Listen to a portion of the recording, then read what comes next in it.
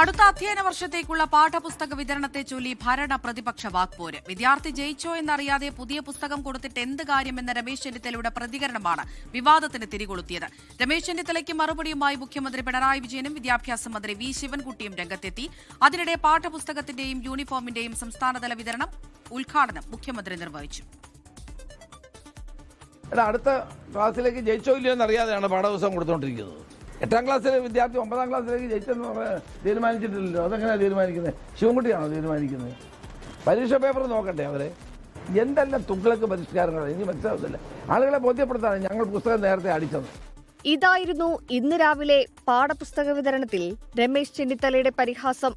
പാഠപുസ്തക uniform വിതരണത്തിന്റെ ഔദ്യോഗിക ഉദ്ഘാടനം ഇന്ന് നടക്കാനിരിക്കെ രമേശ് ചെന്നിത്തല നടത്തിയ പ്രതികരണത്തിനെതിരെ ഭരണപക്ഷം രംഗത്ത്.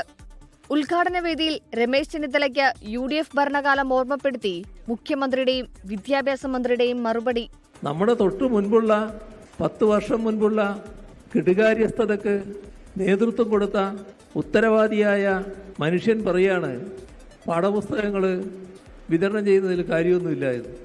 അതുകൊണ്ട് നാടിന് നേരെയുള്ള ഒരു പരിഹാസമായിപ്പോയി ഇന്ന് കാലത്ത് അദ്ദേഹം നടത്തിയ പ്രതികരണം.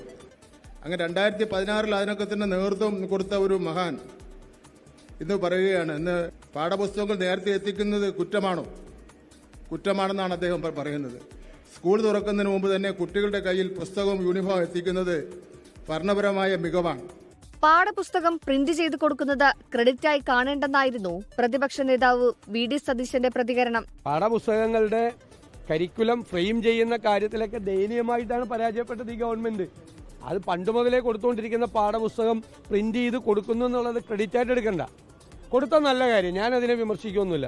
തിരുവനന്തപുരം പട്ടം സെന്റ് മേരീസ് സ്കൂളിലെ ചടങ്ങിൽ പാഠപുസ്തകത്തിന്റെയും യൂണിഫോമിന്റെയും സംസ്ഥാനതല വിതരണ ഉദ്ഘാടനം മുഖ്യമന്ത്രി നിർവഹിച്ചു. 1 മുതൽ 10ാം ക്ലാസ് വരെയുള്ള വിദ്യാർത്ഥികൾക്കാണ് പാഠപുസ്തകവും യൂണിഫോമും വിതരണം ചെയ്യുന്നത്.